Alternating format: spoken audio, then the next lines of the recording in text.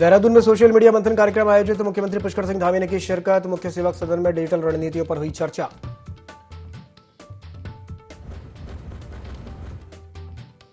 CM Dhami ने मुख्यमंत्री आवास में की उच्च स्तरीय बैठक। अधिकारियों को दिए राज्य के दोनों मंडलों में से एक स्पिरिचुअल इकोनॉमिक जोन की स्थापना की विस्तृत कार्ययोजना तैयार करने के निर्देश।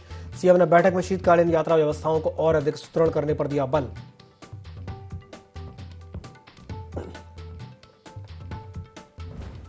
उत्तराखंड शासन ने राज्याधीन सेवाओं में हड़ताल पर लगाया प्रतिबंध। अगले 6 महीने के लिए लगाया प्रतिबंध। कार्मिक सचिव शैलेश बगौली ने अधिसूचना की जारी।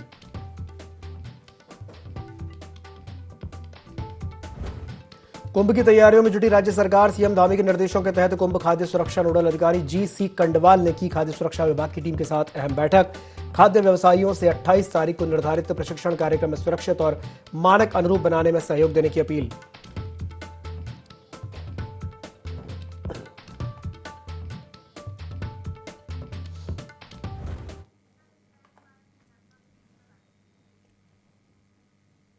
नमस्कार, आईडी 24 में आप सभी का स्वागत है। मैं हूं आपके साथ दिव्यांशु जोशी। तो देहरादून मुख्य सेवक सदन में सोशल मीडिया मंथन कार्यक्रम का आयोजन किया गया, जिसमें सीएम धामी ने भी शिरकत की। इस दौरान सीएम धामी ने मौजूद लोगों के साथ डिजिटल रणनीतियों पर चर्चा की। साथ ही सरकार के द्वारा किए जा रहे डिजिटल क्षेत्र के कार्यों का भी जिक्र किया। देहरादून में सोशल मीडिया मंथन कार्यक्रम का आयोजन किया गया। मुख्य सेवक सदन में यह कार्यक्रम संपन्न हुआ।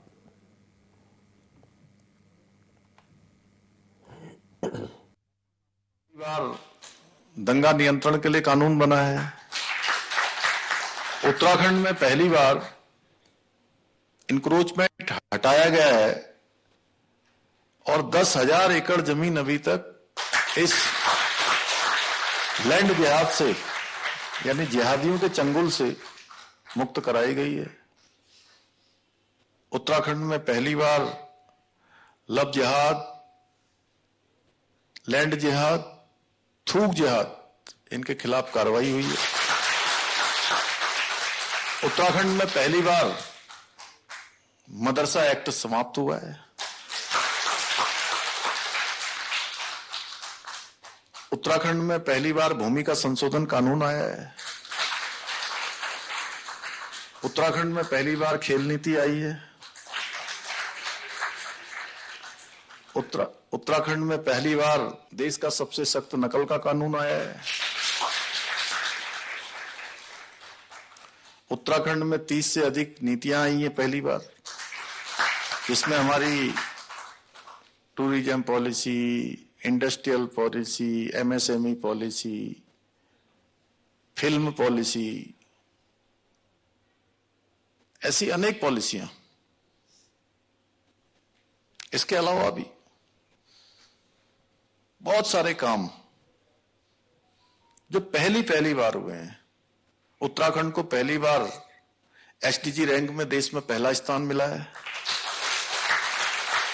उत्तराखंड को पहली बार देश में ईज ऑफ डूइंग बिजनेस में पूरे देश में अचीवर श्रेणी में पहला स्थान प्राप्त हुआ है। फाइनेंशियल मैनेजमेंट में उत्तराखंड को पहली बार देश के अग्रणी राज्यों की सूची में शामिल किया गया है। पहले दूसरे नंबर पर हमारा स्थान आया है। उत्तराखंड में पहली बार हमारा रेवेन्यू सरप्लस हुआ है।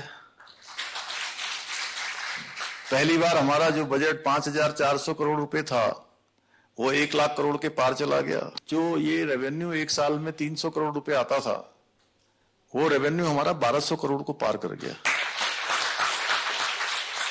यानी कि ये क्या है कि लगभग 800-900 करोड़ रुपया एक साल में रेवेन्यू बढ़ा है। आप लोग सब लोग बहुत बुद्धिमान लोग हैं। देहरादून में सोशल मीडिया मंथन कार्यक्रम आयोजित किया गया, जहां मुख्यमंत्री पुष्कर सिंह धामी ने इसमें शिरकत की। कार्यक्रम में डिजिटल रणनीतियों पर चर्चा हुई है। बोला कुछ अलग से बताया। अब देखो, पहली बार भारत सरकार से हमारा इतना पैसा आया। देश की आजादी के बाद पहली बार देश के किसी प्रधानमंत्री का पिछले 4 सालों में 16 बार आना हुआ है।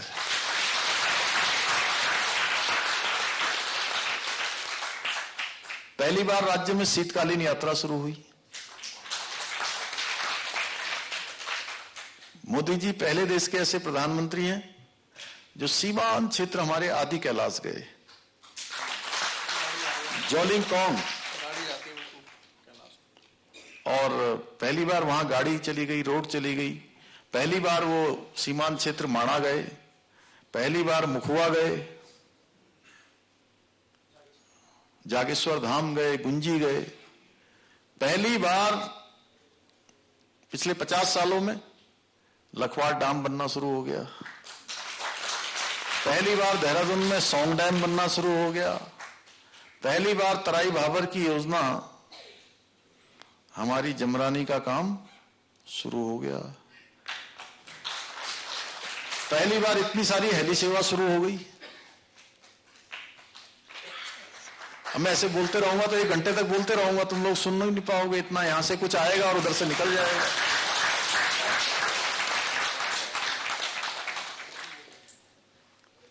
पहली बार हमारे एम्स का सैटेलाइट सेंटर खुल गया। देखिए दूसरा वाला, एक एम्स ऋषिकेश में, एक हमारा किच्छा में बन रहा है, और किच्छा के लोग आए हैं।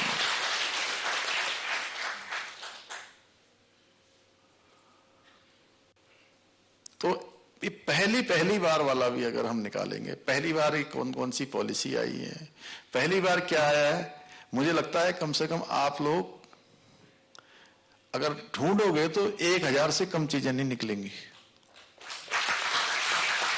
जो पहली बार हुई होंगी। ये मुझे भी इसलिए ध्यान आया कि माननीय राज्यपाल महोदय ने मुझे कहा कि इस पर एक पुस्तक लिखी जानी चाहिए।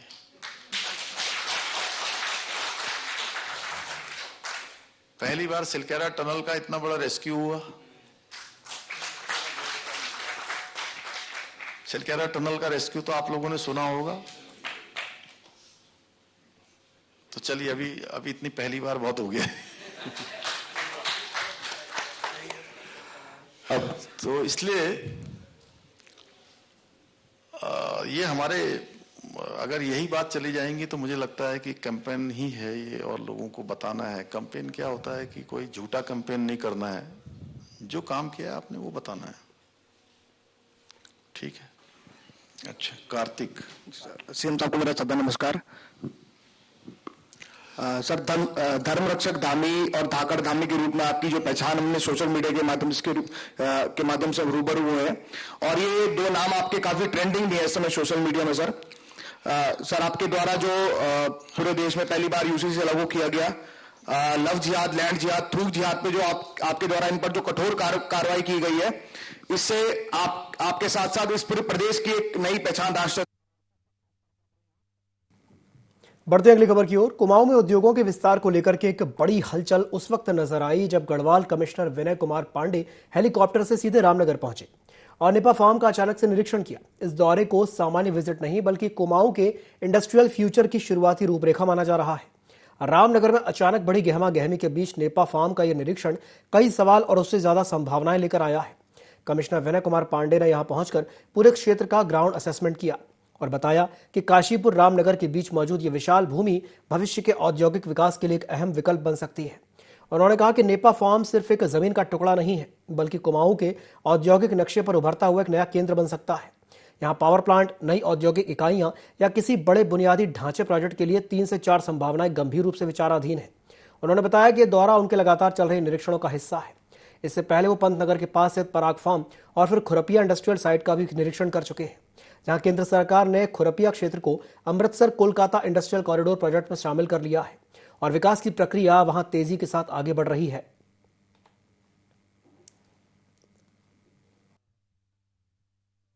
नेपा फार्म यहीं पे पास में है, भी वहाँ भी विजिट करने जा रहे हैं।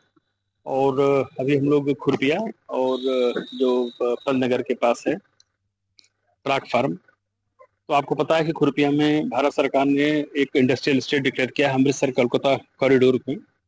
तो अब उसका हम लोग फाइनल स्टेज पर काम प्रारंभ होना है, तो उसकी साइट विजिट के लिए आया था मैं, और वहाँ जो कुछ हमारे इंडस्ट्रियलिस्ट उनसे भी हमारी मीटिंग हुई। यहाँ से कुछ ही दूर पर नेपा फार्म भी है, अब वहाँ जा रहे हैं हम लोग, और जाकर वहाँ भी हम लोगों को ये देखना है कि जो लैंड हमको मिली है उसका हम बेस्ट इस्तेमाल क्या कर सकते हैं। तो इसी सिलसिले में मैं यहाँ आया हूँ, और विजिट करने के बाद अपनी जो रिपोर्ट होगी वो शासन को। उसमें वहाँ 3-4 पॉसिबिलिटीज देखी जा सकती है। वहाँ पर पावर प्लांट के बारे में भी विचार हो सकता है, वहां पर हमारे इंडस्ट्रीज क्या लग सकती हैं, उसके बारे में विचार हो सकता है। तो वही मौके पे एक बार जाके देखने की जरूरत है कि क्या हम लोग उसमें कर सकते हैं। चंपावत जिले के लोहाघाट ब्लॉक में कल यानी 20 नवंबर को एकमात्र पोलिंग बूथ सेलपेड़ू में ग्राम सदस्य पद के लिए मतदान होने जा रहा है और इसके लिए पोलिंग पार्टी को सेलपेड़ू की ओर रवाना किया गया है। रिटर्निंग ऑफिसर ग्राम विकास अधिकारी लोहाघाट कविंद्र रावत ने बताया कि कल ब्लॉक की एकमात्र पोलिंग बूथ सेलपेड़ू ग्राम सभा में सदस्य पद के लिए निर्वाचन होने जा रहा है। उन्होंने बताया कि ग्राम सदस्य पद के लिए 2 उम्मीदवार खड़े हैं। पोलिंग पार्टियों को प्रशिक्षण के बाद सेलपेड़ू पोलिंग बूथ के लिए रवाना कर दिया गया है। साथ ही ये भी बताया कि कल 20 नवंबर को सुबह 8 बजे से लेकर शाम 5 बजे तक मतदान किया जाएगा। मतदान को लेकर कड़ी सुरक्षा व्यवस्था की गई है। लोहाघाट ब्लॉक में 288 ग्राम सदस्य पदों के पद रिक्त थे, जिनमें से 270 पर निर्विरोध निर्वाचन हो चुका है। सिर्फ एक सीट पर ही मतदान प्रक्रिया की जा रही है।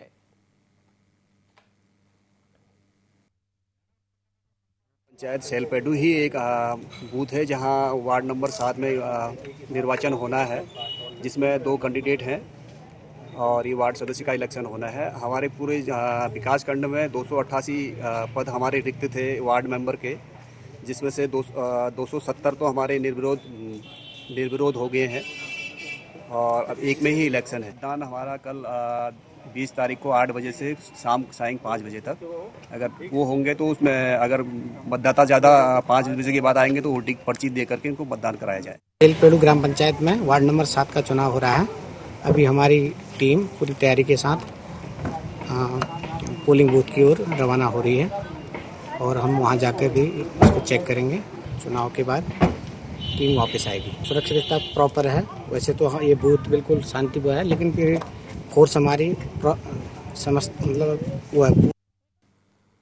हरिद्वार ऋषिकुल आयुर्वेदिक महाविद्यालय में आयोजित नशा मुक्त भारत अभियान कार्यक्रम के दौरान छात्रों को एक्सपायरी डेट वाले बिंगो चिप्स वितरित किए जाने की शिकायत पर खाद्य सुरक्षा विभाग ने तत्काल कार्रवाई की है। जिला समाज कल्याण अधिकारी अविनाश भदौरिया की शिकायत पर वरिष्ठ खाद्य सुरक्षा अधिकारी दिलीप जैन के नेतृत्व में टीम गठित की गई। टीम ने दीप गंगा शॉपिंग मॉल स्थित महादेव एंटरप्राइज पर छापेमारी की।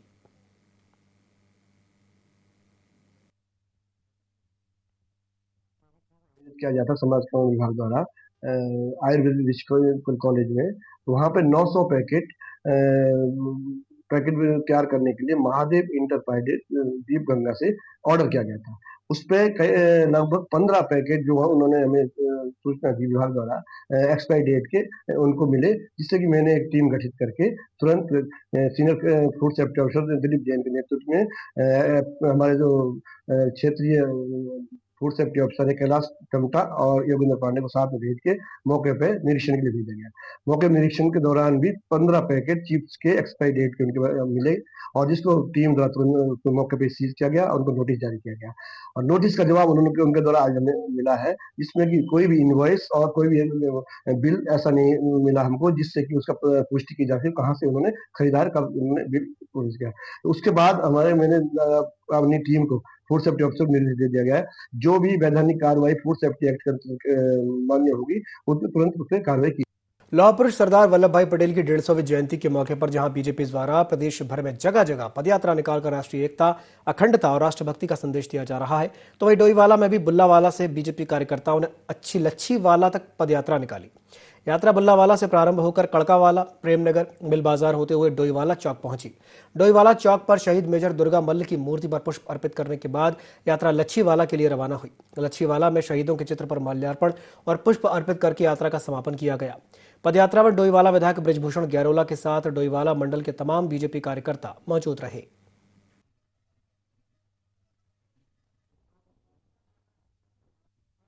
देश के महान स्वतंत्रता संग्राम सेनानी सरदार वल्लभ भाई पटेल जी को विनम्र श्रद्धांजलि देता हूँ।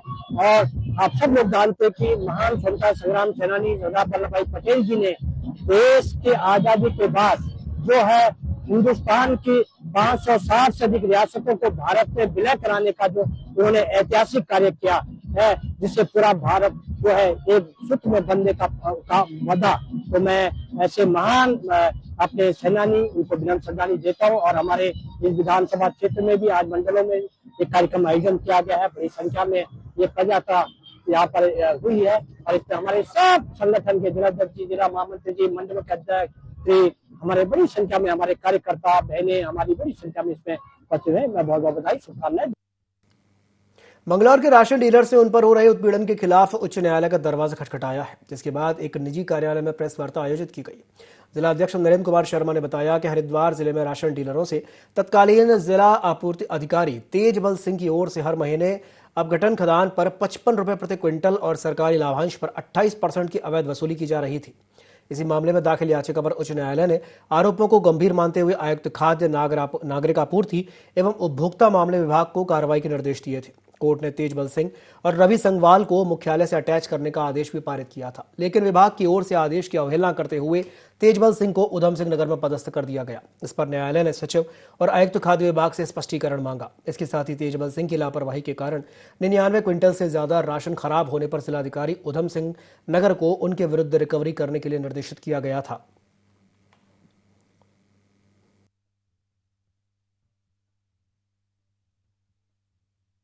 हमारे डीएसओ तेजबल जी हरिद्वार में रहे, उन्होंने बहुत ही अनैतिकता यहाँ बरती और मेरी तो एक ही मांग है कि जब तक हमारे जितनी भी दुकानें वो सस्पेंड करके हैं और उनके एफआईआर दर्ज कराई हैं, जब तक शासन उनकी ओर गौर नहीं करेगा, उनको बहाल नहीं करेगा और उनकी एफआईआर दर्ज वापस नहीं लेगा, तब तक हम कोर्ट की शरण लेते रहेंगे और हम इस प्रकरण में मरते दम तक भी पीछे नहीं हटेंगे और बार बार हम कोर्ट की शरण लेते रहेंगे। डीएसओ है, इसने हमारे दुकानदारों के खिलाफ इतनी कार्रवाई कर रखी है, मुकदमे भी कर रखे हैं, धमकी देता है, बदमाश निगम का आदमी है और हमारे से जो है 275 रुपये क्विंटल तो ज़बरदस्ती लिए हैं। इसके बाद जो हमारा कमीशन है उसमें भी इसने जो है 28 रुपये के हिसाब से हमारे से लिए हैं और धमका रहा है। ये जितने मुकदमे सरकार हमारे ऊपर लगाए हैं तेजबल ने, अगर ये वापस नहीं लिए जाते तो हम और भी कोर्ट का सहारा लेंगे, चाहे हमें जितना आंदोलन करना पड़े। याचिका डाली थी माननीय उच्च न्यायालय में। माननीय उच्च न्यायालय ने इनके आरोपों को बड़े गंभीर मानते हुए जांच के आदेश कर दिए थे।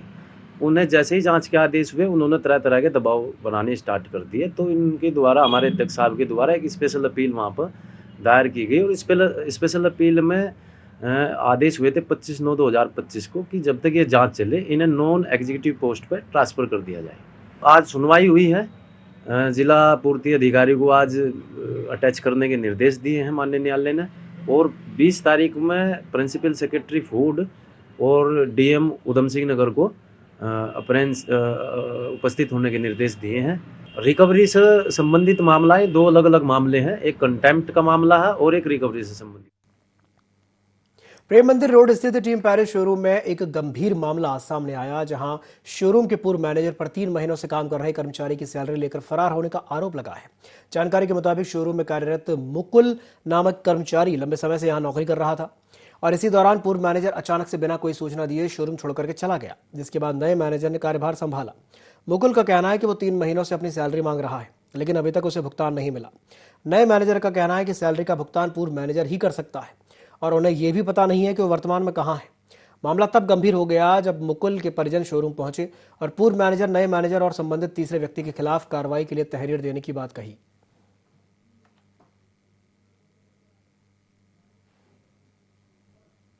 ज्वाइन किया था, मेरी अगस्त से लेकर 3 महीने की सैलरी है यहाँ पे टीम पैरिस में और ये मिली नहीं अभी तक। ये एक मनोज कुमार था जी यहाँ पे स्टोर मैनेजर, वो तो भाग गया और यहाँ पे जो एरिया मैनेजर है संजीत राणा, वो मुझे मना कर रहा है कि पहले उसे अपने स्टोर मैनेजर को बुला के ला, तब तेरी सैलरी मिलेगी। ये कह रहा है कि अभी बैठ के बात करेंगे जब मैं आऊंगा। वो अभी हरियाणा गया था, पता नहीं जी 2-4 दिन के बाद ही आ रहा है कि अगले हफ्ते ही आऊंगा। लारा लगा रहे जी मुझे, 10 तारीख से बोल रहे कि मैं कल आऊंगा, परसों आऊंगा। हम जी घर में मेरे 4 भाई बहन है छोटे और मेरे मम्मी पापा है, मैं सबसे बड़ा हूँ अपने घर में। 3 महीने से सैलरी नहीं मिली, वो कत्तर आया था जी।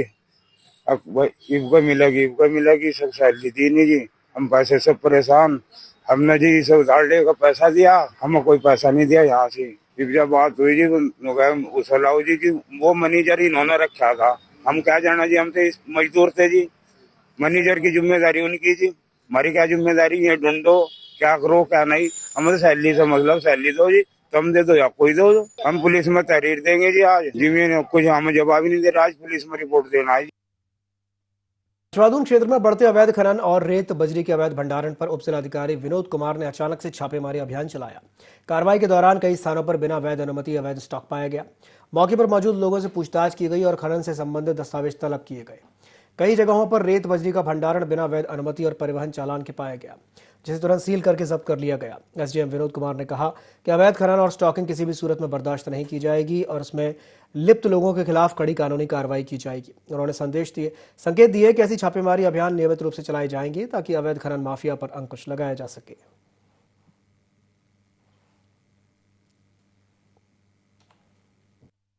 इस तरीके से पाए जाएंगे तो जिला खान अधिकारी और उनकी टीम को बताया जाएगा और उसमें कार्रवाई करेंगे। यूजीवीएनएल की जो लैंड पे पूर्व में भी ढकरानी की तरफ और अन्य जगहों पे लोगों के द्वारा डंपिंग की जाती थी, तो उनको पहले ही स्पष्ट निर्देश दिए गए हैं कि जो उनकी अपनी स्वामित्व की भूमि है उसको स्वयं से खाली कराए और अगर कोई भी आवश्यकता उनको होती है तो हमें अवगत करा दें, हम आवश्यकता।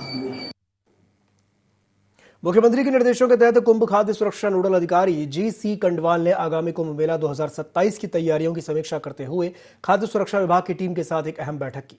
इस बैठक में मेहमानंद जोशी, दिलीप जैन समेत विभाग के अन्य अधिकारी उपस्थित रहे। कंडवाल ने बताया कि एफएसएसएआई भारत सरकार की विशेष पहल के अंतर्गत हरिद्वार लोकसभा क्षेत्र के स्ट्रीट वेंडर्स, मोबाइल फूड विक्रेताओं और ठेली फेरी के माध्यम से खाद्य व्यवसाय करने वालों को व्यापक फूड सेफ्टी, स्वच्छता और खाद्य गुणवत्ता से संबंधित प्रशिक्षण प्रदान किया जाएगा। उत्तर भारत के 34 चयनित लोकसभा क्षेत्रों में से उत्तराखंड की 3 सीटें हरिद्वार, उधम सिंह नगर, नैनीताल और गढ़वाल इस कार्यक्रम का हिस्सा हैं। हरिद्वार से इस महत्वपूर्ण अभियान की शुरुआत की जाएगी। प्रशिक्षण कार्यक्रम ऋषिक ऑडिटोरियम में आयोजित होगा, जहां 500 से 700 वेंडर्स को प्रशिक्षण देने का लक्ष्य है। 27 में कुंभ मेला हरिद्वार में प्रस्तावित है और इसके साथ ही भारतीय खाद्य सुरक्षा मानक प्राधिकरण नई दिल्ली भारत सरकार का प्रयास है कि हम इस हरिद्वार लोकसभा क्षेत्र के अंदर जितने स्ट्रीट वेंडर्स हैं जो खुले में रेडी पे, इसके अलावा जो है मोबाइल वेंडिंग के द्वारा जो फूड बेचते हैं, उन सबको जो है फूड सेफ्टी और हाइजीन के ऊपर जानकारी देने के लिए प्रशिक्षण कार्यक्रम आयोजित किए जाने का निर्णय लिया गया है। इस पूरे जो प्रशिक्षण कार्यक्रम के तहत जो उत्तरी क्षेत्र है भारत का, उसमें जो 34 लोकसभा क्षेत्र को चयनित किया गया, जिसमें उत्तराखंड की 3 लोकसभाएं इसके अंदर चयनित की गई हैं। ये प्रशिक्षण कार्यक्रम हरिद्वार में जो है ऋषिकुल ऑडिटोरियम में आयोजित किया जाना है और इसमें लगभग जो है 500 से 700 जो है जो इस तरह के जो ठेली और फेरी वाले और इस तरह के जितने खाद्य व्यवसायी हैं उनको प्रशिक्षित किया जाएगा। इनके प्रतिभाग को बढ़ाने के लिए मेरे द्वारा आज यहाँ जो है जो जनपदीय हमारे अभित अधिकारी हैं, जिसके सह नोडल अधिकारी भी हैं और खाद्य सुरक्षा अधिकारियों के साथ बैठक की गई।